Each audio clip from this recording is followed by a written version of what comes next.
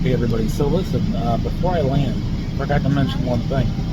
Huge business class buying event happening now.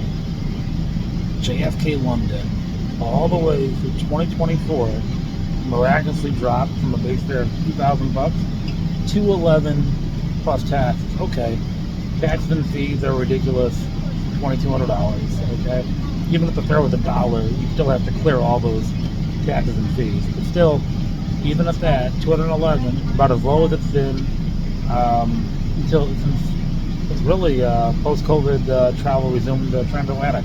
So the boom of leisure flies low to overpay starting to come down in a major way.